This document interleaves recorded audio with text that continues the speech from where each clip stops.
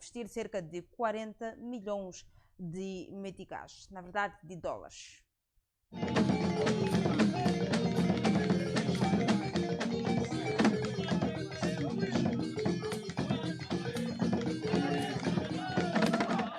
O presidente da República lançou a primeira pedra para a construção de um centro cirúrgico nacional no Hospital Central de Maputo. A infraestrutura de referência com uma tecnologia de ponta irá garantir a capacidade de cirurgia especializada e reduzir a transferência de doentes para fora do país. No discurso de ocasião, o estadista moçambicano Daniel Chapo diz ser resultado de um trabalho que tem vindo a fazer para o bem do país e espera que seja resolvido o problema de transferência de doentes para o exterior. Que não podemos considerar a saúde uma despesa. Saúde é investimento. Isto dá-nos a convicção de que não existe produtividade sem saúde. Não existe crescimento inclusivo nem desenvolvimento de um país sem saúde. E não existe prosperidade sustentável e partilhada sem cidadãos saudáveis. É nessa perspectiva que nos reunimos hoje, neste recinto do Hospital Central de Maputo, para testemunhar um momento que ficará inscrito na história do desenvolvimento do Sistema Nacional de Saúde. O lançamento da primeira pedra para a construção do Centro Cirúrgico Nacional de Moçambique. Aliás, este ato representa o início de uma nova etapa de consolidação do direito constitucional à saúde e um compromisso renovado do Estado moçambicano com a dignidade humana do povo moçambicano. É o início de uma nova etapa da nossa capacidade de salvar vidas, de tratar doenças complexas e garantir que mais moçambicanos possam encontrar dentro das fronteiras do seu próprio país, os cuidados especializados de que necessitam. A nossa intenção, junto ao governo da República Popular da China, como dois povos irmãos e dois países irmãos, acabar com a ida dos nossos irmãos para outros países para encontrar melhores condições de saúde. É por isso um momento de esperança e de confiança.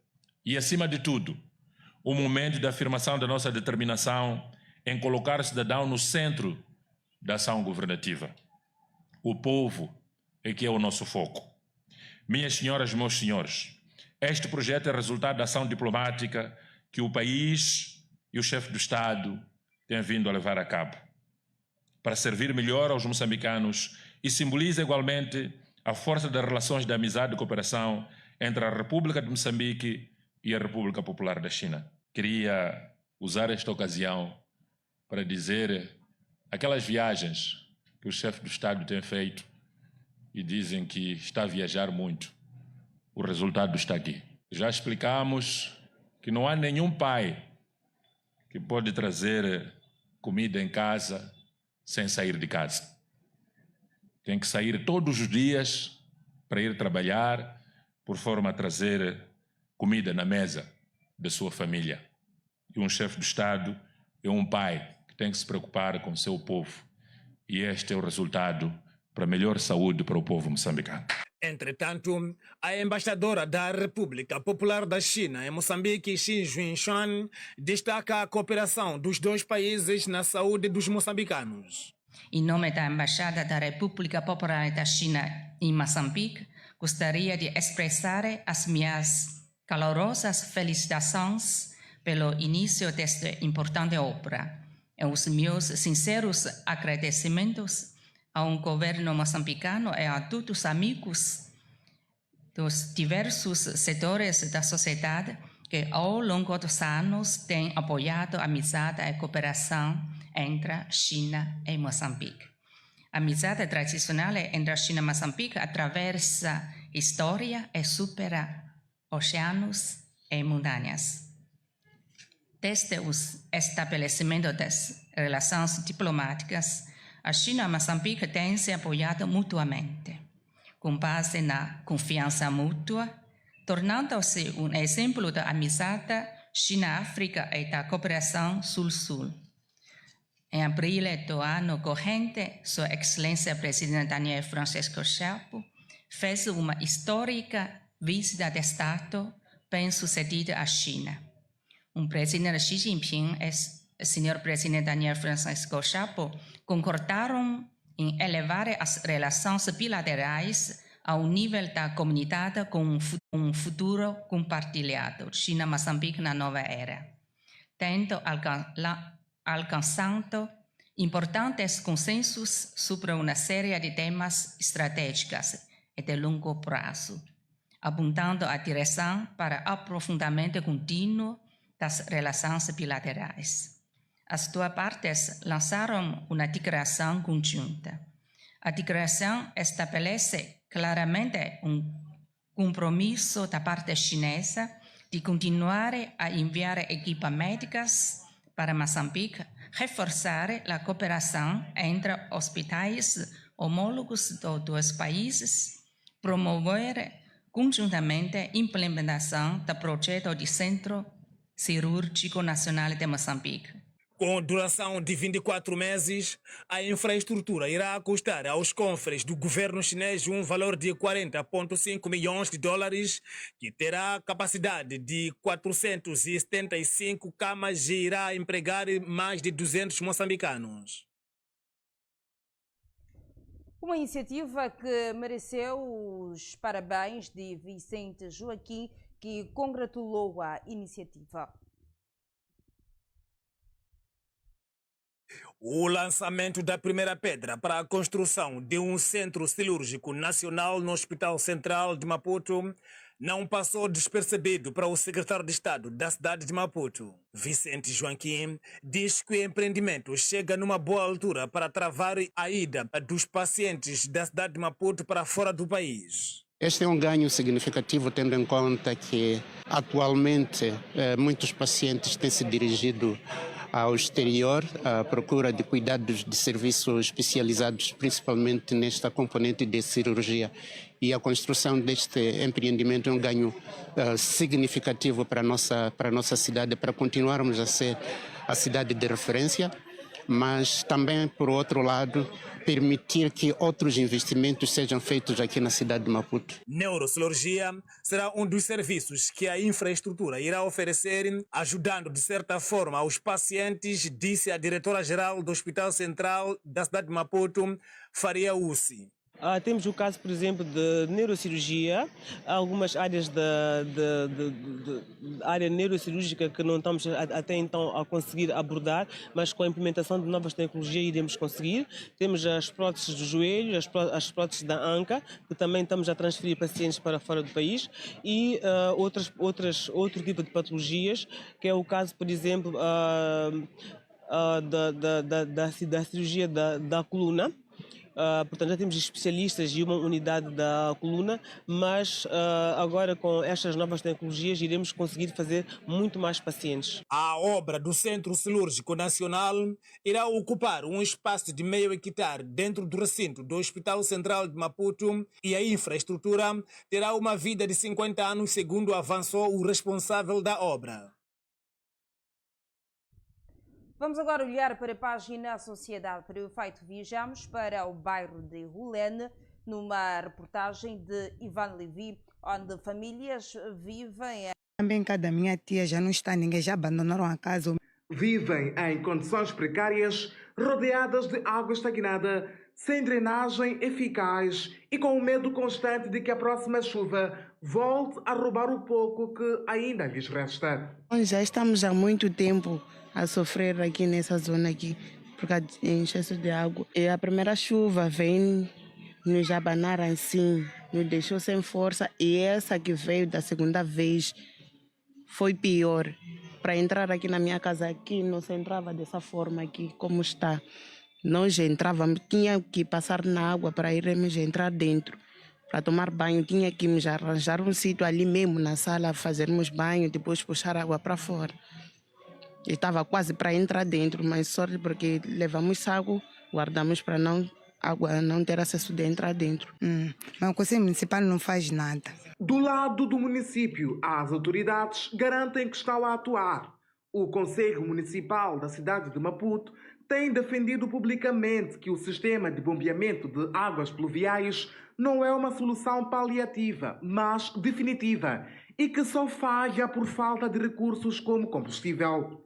A Idilidade afirma ainda estar a desenvolver trabalhos no terreno, como colocação de anilhas, abertura de valetas e busca de espaços para eventual reassentamento, e assegura que continua a fazer tudo para aliviar o sofrimento das famílias afetadas. Porém, no terreno, os moradores continuam a afirmar que essas promessas não se traduzem em alívio concreto. Eu até agora ainda não vi nenhum conselho municipal vir aqui. Os moradores deste bairro afirmam de forma categórica e unânime que até houve a tentativa de ajuda por um suposto empresário de evacuar estas águas até um determinado ponto. Porém, esta ação foi imediatamente interrompida, supostamente pelo Conselho Municipal. E os mesmos questionam-se, afinal, se o Conselho Municipal não os quer apoiar, por que razão interrompem tentativa de ajuda de terceiros? Há um cota que disse que ia drenar essa água aqui. O Conselho Municipal disse que nada. Essa água tem que permanecer. O Conselho Municipal impediu a intervenção do individual. Querendo nos ajudar. Ele disse que ia tirar essa água aqui. O Conselho Municipal disse que nada. Disse que eu tenho capacidade de drenar essa água, tirar essa água. Senão que não. Não podem tirar essa água tem que permanecer aqui. Mas apareceu um empresário, diz que ia ajudar e ajudou um pouco, porque este principal daqui não se passava. Mas ele trouxe caminhão de areia, pedra, já conseguimos passar, ir para lá, voltar para lá. A bomba de sucção das águas até existe, mas, segundo os moradores, não funciona. A bomba está até lá, mas não funciona. Não funciona. O bairro de Ulene é uma das zonas periféricas da cidade de Maputo que inunda sempre na época chuvosa. O problema não é novo. Desde o ano de 2023, as famílias que moram neste bairro são obrigadas a conviver com este dilema que se repete ano após ano. A situação agudizou-se ainda mais com as chuvas do início do ano de 2026, destruindo sonhos e deixando famílias a total relento. Mas a pergunta que afinal de contas sendo um problema já conhecido, por que razão ainda não existem mecanismos de defesa resilientes face aos eventos climáticos? As imagens são de Carlos Josias e Vanille Vi para Tua TV. Por outro lado, os moradores do bairro Machacaniá denunciam transtornos que estão sendo causados por obras de drenagem em curso.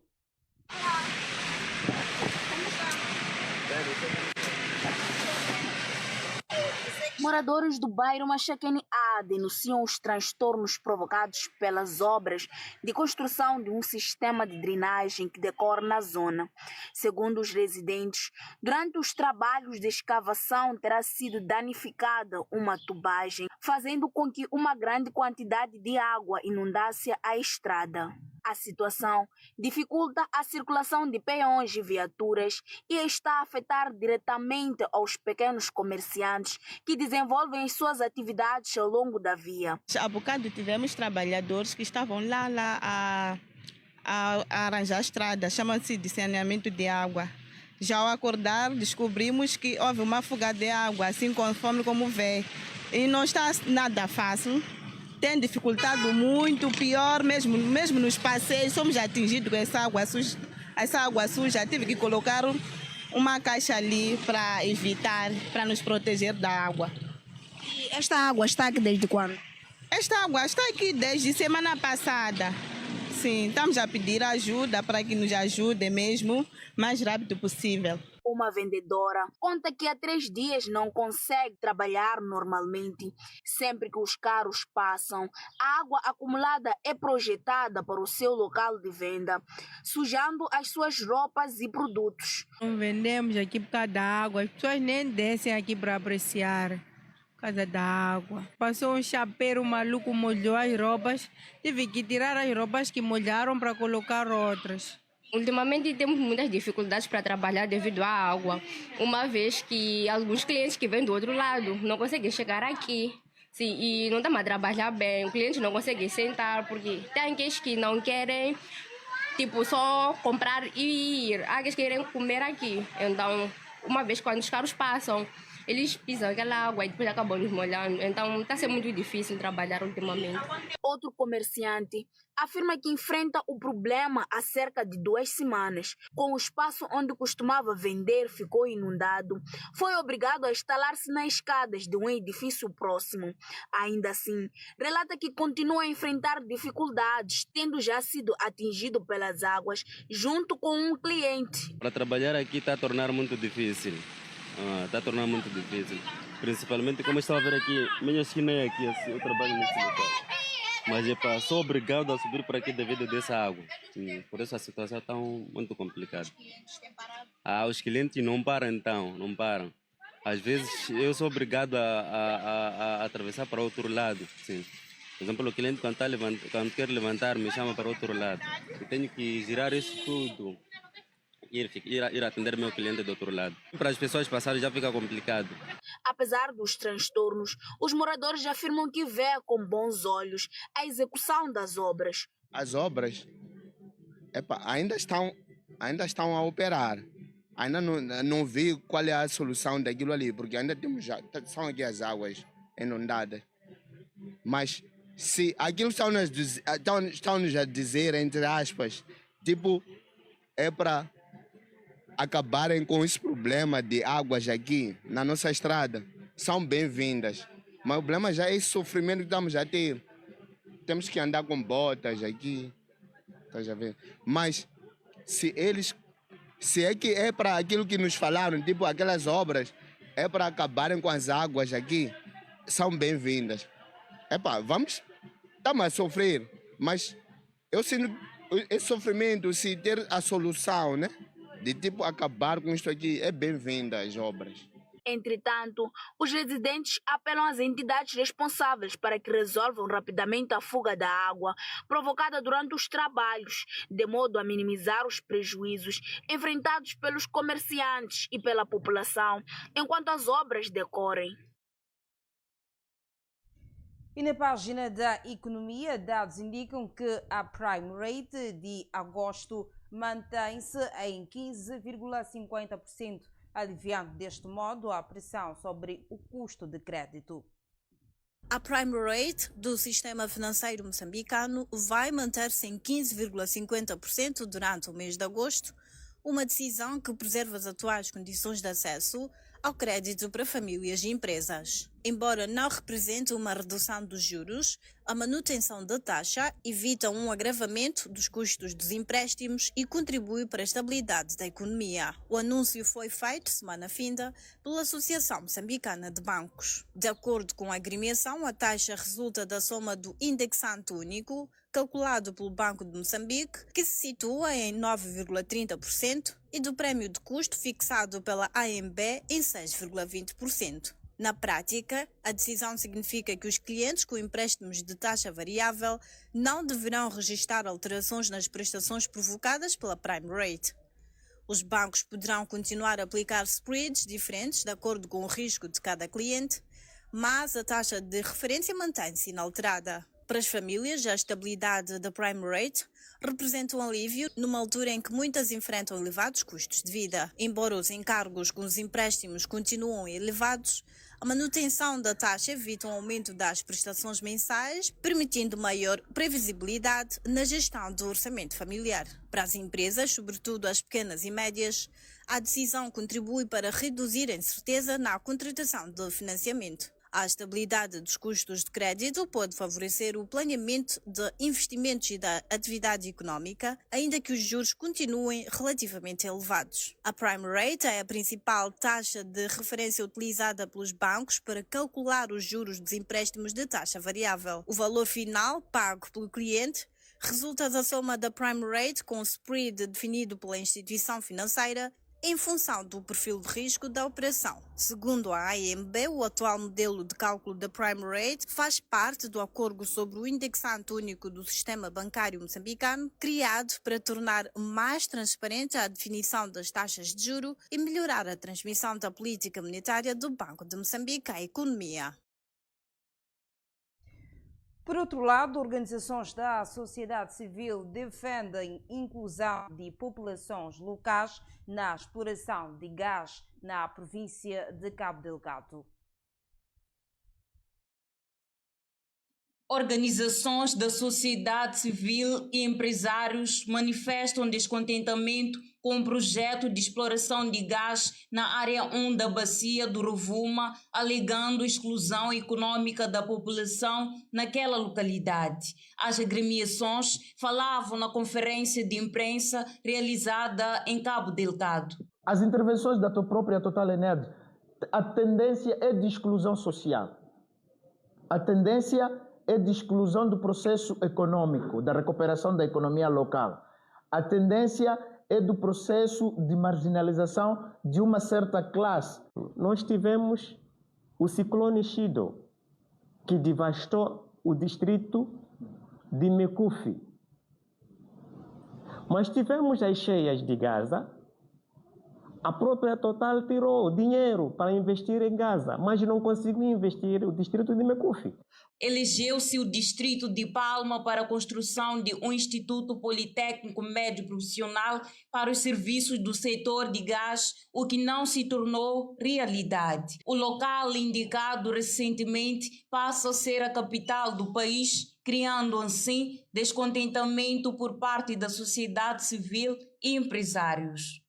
A CTA, através do seu Pelouro, Desenvolvimento Humano, elegeu o distrito de Palma para a construção do Instituto Politécnico Médio Profissional, ligado aos serviços do setor de gás.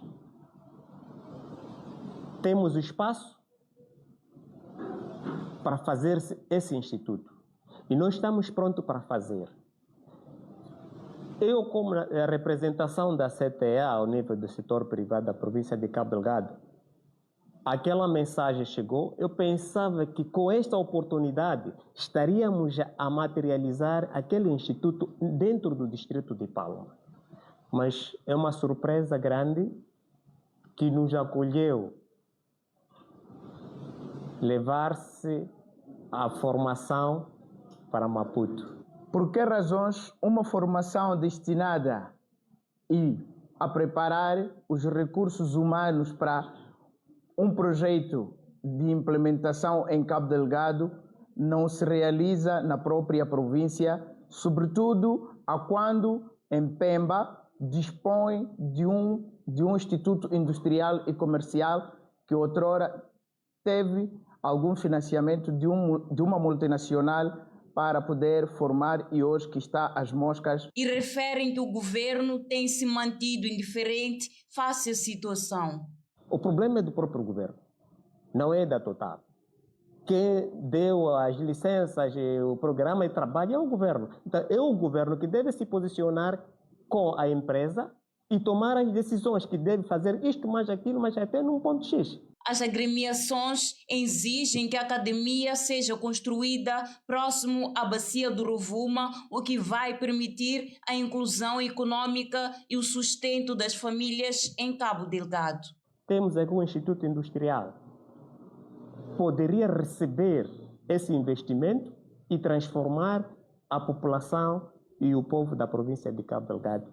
Nós estamos a dizer regionalismo, mas é uma realidade que nós estamos a viver. Nós já vivemos isso. Fomos excluídos no ensino técnico profissional, fomos excluídos no ensino médio. E ainda continua com essa narrativa. Os empresários prometeram submeter uma carta ao presidente da República, Daniel Chapo, a pedido da revogação do local indicado para a construção da infraestrutura. E saímos fora de portas. Um terremoto de magnitude 5,5 atingiu o Egito, desencadeando assim uma operação de emergência. Um terremoto de magnitude 5,5 atingiu as proximidades da cidade egípcia de Suez na madrugada de segunda-feira, sacudindo prédios em todo o Cairo e levando as autoridades a acionarem os planos de resposta a emergências. Não houve relatos imediatos de vítimas ou danos significativos, mas as autoridades colocaram os serviços de emergência em alerta máximo por precaução. Na segunda-feira, segundo o Instituto Nacional de Pesquisa da Astronomia e Geofísica, o epicentro localizou-se a cerca de 40 km ao norte de Suez, com tremores sentidos em vasta área, incluindo a capital Cairo, e chegando até El Arish, perto da fronteira do Egito, com a faixa de Gaza. O Serviço Geológico dos Estados Unidos registrou o terremoto superficial com magnitude 5,0, revisando uma estimativa anterior. Após o terremoto, o ministro da Saúde, Khaled Abdel Ghaffar, ordenou a ativação dos planos de resposta a emergências em todo o país e instruiu os serviços de ambulância a permanecerem em estado de alerta máximo. Apesar dos tremores generalizados, as autoridades afirmaram que não havia relatos imediatos de mortes, feridos ou grandes danos, de acordo com o Ministério da Saúde e a Cruz Vermelha Egípcia. O Crescente Vermelho Egípcio aconselhou os moradores a evitarem prédios antigos e estruturalmente fragilizados, muitos dos quais se encontram nos bairros operários densamente povoados do Cairo, até que quaisquer riscos potenciais pudessem ser avaliados. As autoridades continuaram monitorando a situação, ao mesmo tempo em que pediam ao público que mantivesse a calma e seguisse as orientações oficiais de segurança. Terremotos fortes são relativamente incomuns no Egito, embora o país tenha sofrido eventos sísmicos devastadores no passado. O terremoto mais mortal da história moderna do Egito ocorreu em outubro de 1992, quando um tremor de magnitude 5,8 atingiu as proximidades do Cairo, matando mais de 50 pessoas, ferindo milhares e deixando muitas outras desabrigadas. E voltamos aos assuntos que dizem respeito ao país. Já a primeira-dama, Guetta Chapo, de visita em Luanda, onde estas decorrem à margem de sua participação na gala de angariação de fundos. A primeira-dama da República, Guetta Chapo, visitou em Luanda a Feira das Artes com Mulheres no Largo de Quinaxis e o Centro de Ciências de Luanda, onde inteirou-se das iniciativas de promoção do empreendedorismo, da cultura e da divulgação científica e tecnológica junto da população, em particular das crianças e jovens. As visitas decorreram à margem da sua participação na gala de angariação de fundos da Organização das Primeiras Damas Africanas para o Desenvolvimento. E olhamos agora para a literatura nacional. O livro de Hipólito Ramela aponta que os mais ricos roubam os intelectuais e os pobres. Moçambique, em 2014, 10% dos homens das pessoas mais ricas, não, das pessoas mais ricas do país consumiam 2,5 vezes mais do que 40% da população. Eles só, os 10%, consomem 2,5 vezes mais em 2014. Depois foi vendo a tendência. Em 2020, já estavam a comer 4 vezes mais, estão a comer 4 vezes mais que os 40%. E ainda fizeram mais. Nós, os pensadores, nós, os desenvolvedores de políticas, temos que começar a pensar que estamos a ser roubados pelos ricos. Temos que começar a pensar como é que nós vamos mudar isto, porque eles já não estão a roubar só aos pobres. Cuidado! Estão a roubar a nós também. Cuidado! Não é ficar aí no escritório e pensar, eu sou diretor nacional do não sei o quê, já tenho um salário. Estão a comer, uma parte desse salário já estão a comer. Comem com várias formas. Podem comer pelo preço do produto, podem comer pela escassez de não sei o quê, estão a comer. Cuidado, senhores intelectuais. Cuidado, porque os ricos estão a comer mais do que deviam. 62 a 2020 não alterou nada em termos de produtividade na agricultura. Nada. Nos cereais. Absolutamente nada. No arroz é onde vem o crocodilo de que falou ele. a chamada boca de crocodilo, em que nós começamos juntos, nós e a Tailândia, começamos juntos com a mesma produtividade. Com a mesma produtividade em 2020, já não me lembro dos números, não tenho aqui, onde ver nos livros, no livro. Começamos juntos,